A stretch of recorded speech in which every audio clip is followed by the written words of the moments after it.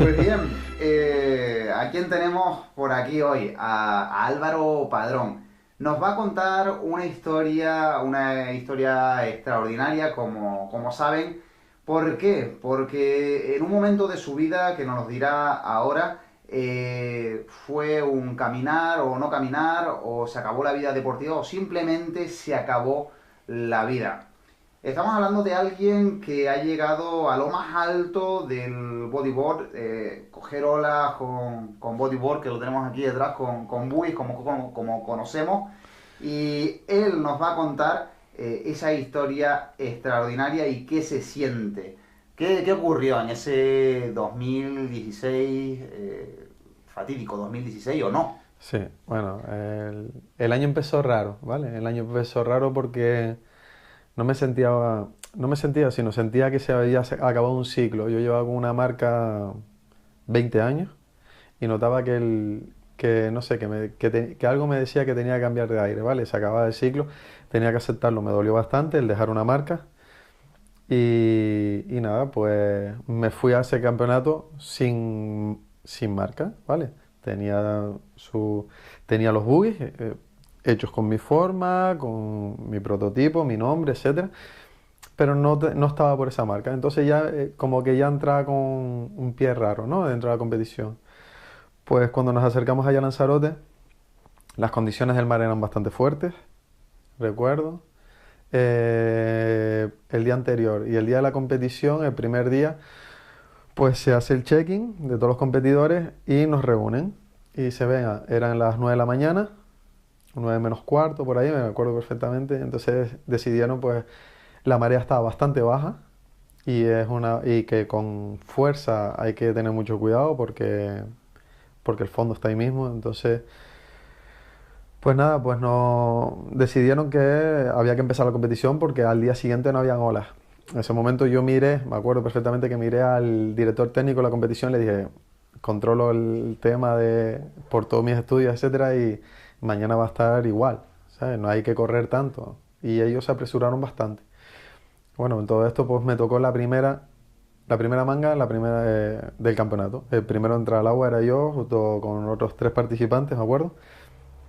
Y nada, me preparé y lo que no quería era entrar en la primera, porque siempre me gusta ver cómo van evolucionando los demás para ver qué puedo hacer y qué no puedo hacer, ¿no? Entonces, nada, nos acercamos al juez de jueces, ¿no? Hablamos, nada, decidieron que en 20 minutos entrábamos al agua. Nada, fui rápido a donde me estaba quedando, ¿no? A la casa, cogí mis cosas y me fui hacia la playa, me vestí, mirando siempre las condiciones del mar, etcétera. Y yo me acuerdo que veía el mar bastante grande, pero las olas grandes no servían. Entonces yo veía bastante potencial en las medianas. ¿Qué pasa? Que las medianas también las veía como muy pesadas, muy recogidas, con el fondo ahí mismo, etcétera. Pero eran las únicas que me podían garantizar el paso para la siguiente. Entonces cuando entramos, pues nada, empieza la competición. Dice, llego el primero al pico, llegan los otros tres competidores detrás de mí. Y no se me ocurre la brillante idea que dicen 5 4 3 2 1 empezamos, la competición empieza el campeonato en global, campeonato quemado clase 2016 y no se me ocurre la brillante idea sino irme hacia adentro, hacia el interior, mientras los otros tres competidores se quedaron fuera porque venía bastante grande. Entonces me voy hacia adentro, jugándome en el sentido de que si entraba una serie muy grande, pues corría peligro de estar enterrado y volver a entrar y perder un montón de tiempo. Lo que Ah, hablamos de dentro es nos metemos mucho más donde sí, comienza a romper la ola, donde es más claro, agresiva la ola, donde es ¿no? más agresiva. Entonces decido entrar y aparece la ola. Y me acuerdo perfectamente que la vi y dije, vale, es esta. Entonces empecé a remar, empecé a remar, empecé a remar. La vi muy perfecta. Entonces bajé, entré dentro del tubo que se le llama. Y empecé a correr y yo veía perfectamente la salida. Es que parece que lo estoy viendo ahora mismo, ¿no? La luz al final del túnel. Sí. Entonces la ola sopló, ¿no? Que se le llama, ¿no? Y cuando ya voy a salir, justo recibo un bache de la presión que ejercía toda la ola. Un bache y ese bache me tira. Y no me tira, lo que hace es subirme y cuando la ola va a caer, me lanza contra el agua. Entonces yo notaba, me acuerdo perfectamente que notaba que, que estaba haciendo como si fuese una caída libre, ¿vale? Y cuando vas cayendo, cayendo, cayendo, y yo pensé, bueno, ahora voy, toco agua y eso. Pero no toqué agua, fue directamente contra el suelo. Contra ese fondo que Sí, no es arena, sino, si no me no, equivoco, es arrecife. es arrecife. Entonces golpeé muy fuerte con el lateral de la cadera. Recibí muy fuerte el golpe y una vez que recibí el golpe, seguí pam, pam, golpeando por todo el fondo hasta que casi no había agua.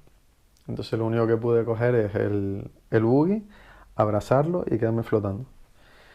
En esto veía, ¿sabes? En esto yo era consciente de todo lo que estaba pasando, pero las piernas no las podía mover. Estaba totalmente inutilizadas las piernas, ¿vale? Mis piernas no podía apoyarme. Y todo esto con un maretón, porque Sí, precisamente el quemado plus se hace cuando están las condiciones muy potentes de mar, sí. ¿no? Estaba en condiciones muy potentes y muy, muy, muy perfectas. Entonces, pues nada, me abracé al buggy y la corriente pues un poco te lleva hacia la parte baja y era chocando, chocando, chocando, pero voy a repetir, fue algo que me llamó mucho la atención porque las piernas no las sentía. Entonces recibí y me llevó hasta lo que se le llama el muelle, ¿no? Entonces oí al speaker diciéndome, Álvaro, levanta la mano si está bien. Es que no tenía fuerza en ese momento para levantar la mano. Y después con el tiempo me dijeron que en ese momento que yo estaba así flotando, pensaban que yo había fallecido, que yo estaba muerto porque si recordamos un poquito más atrás, pues sí que había muerto un chico en esa ola, un golpe directamente en la cabeza. Yo siempre he pensado que si ese golpe en vez de dármelo en la cadera me lo di en la cabeza, no estaría aquí ahora mismo. Entonces yo siempre pienso que si no fue mi momento fue porque tenía que vivir más cosas. El sueño se iba a acabar, ¿sabes?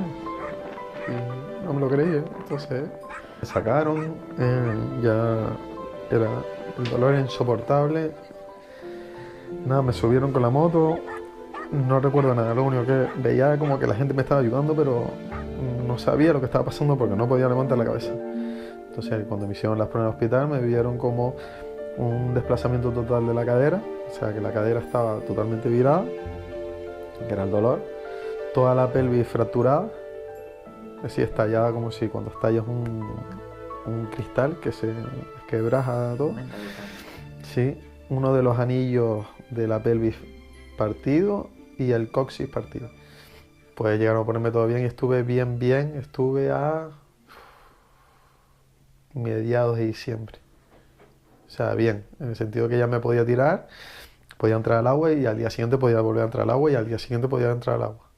¿Vale? Es una pregunta un poco quizás a lo mejor absurda o no, pero ¿qué pasa por la mente de Álvaro Padrón cuando te ves agarrado de tu buggy sin sentir las piernas? ¿Tiras la toalla en algún momento o dices, no, de aquí no voy a tirar la toalla Nada, y mi mentalidad es deportista sí.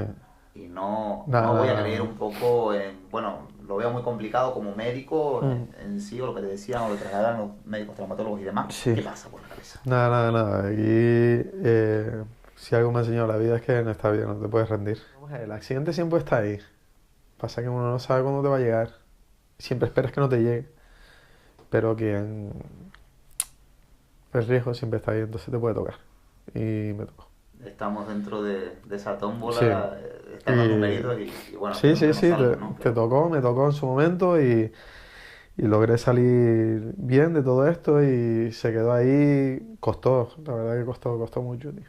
Costó mucho, mucho. Costó mucho, Pero pero efectivamente, ahí vamos con el Pedro y volvemos a sacar esa sonrisa que caracteriza a Álvaro Padrón.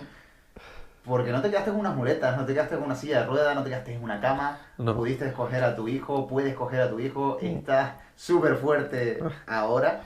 ¿Qué ocurría en 2017? Esa espinita que tenías clavada. Pues 2017, el campeonato de quemado glass este que estábamos hablando, es un campeonato, yo lo llamo como el mejor campeonato de Canarias, ¿vale? También tenemos el frontón, tenemos otros campeonatos, pero es que El frontón te puede cuadrar viento, te puede cuadrar otras condiciones, marea, etcétera.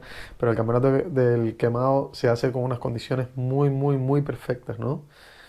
Lo único que varía en esa perfección es el tamaño, ¿vale? Pero de resto, las condiciones, el viento, etcétera, y la dirección del mar tiene que ser perfecto, porque si no es que la ola no sale. En 2017 nada, me empecé a recuperar, estaba bastante cómodo dentro del agua, me veía más fuerte que antes, ¿vale? Yo creo que porque lo cogí con más ganas. Me veía más fuerte bueno, y quería... Y sale el listado, ¿no? Sale el listado del campeonato y me veo dentro del listado. Entonces le digo, bueno, pues mm, voy al trabajo y le digo, mira, hay esto, el planteo... Porque disculpa que te interrumpa, cuando hablas de listado es que no va cualquiera, dice No, yo no, quiero no. competir en el quemado class. No, no, no, no. Son invitados, ¿no? El campeonato del quemado class es una lista de invitados. Decir que bueno, que el campeonato de los canarios por excelencia tiene mucho nivel, ¿no? Hay muchísimo nivel aquí, que hay muchos canarios haciendo el tour y que están dentro del top 16 mundial. Lleva ya la competición, se hace el check-in, se hace otra vez antes de hacer el check-in, ¿no? La marea está demasiado baja y se espera que la marea llene un poco, ¿no? Llene y se espera, y ya las motos, dos motos dentro del agua ya, sin empezar la competición ya había dos motos, la ambulancia allí por fuera, estaba todo. Va a empezar la competición, hacer el check-in y hacen el reparto de mangas. Y me toca otra vez la primera manga del campeonato. Y yo dije, venga, otra vez la primera manga. Y yo, venga, parecía como que eran, ¿sabes? Eran obstáculos que tenías que ir superando. Nada, me toca la primera manga y nervioso, muy, muy, muy, muy, muy nervioso, ¿sabes? Ni en el mundial ni nada, ¿sabes? Era algo pero sobrehumano, ¿sabes? Yo estaba con las gafas, de la tensión me salían las lágrimas, ¿sabes? Porque era volver a enfrentarme a eso, ¿sabes? Nada, y llegamos a la final. Entonces llega a la final y ya, imagínate, ya el hecho de llegar a la final después de lo que me había pasado, parecía como que me debía una, ¿no? Sí. Entonces cogí la ola y me dio un 9.35, fue. Hilando fino ya. Un 9.35 y todo el mundo, imagínate, pues fue una maniobra bastante compleja, ¿no? De difícil ejecución. Pues nada, hice un reverse aéreo y caí bien y me dejó salir un 9.35. Nunca se había visto esa maniobra en el campeonato. Y todo el mundo, imagínate, aquello parecía un campo de fútbol gritando gol.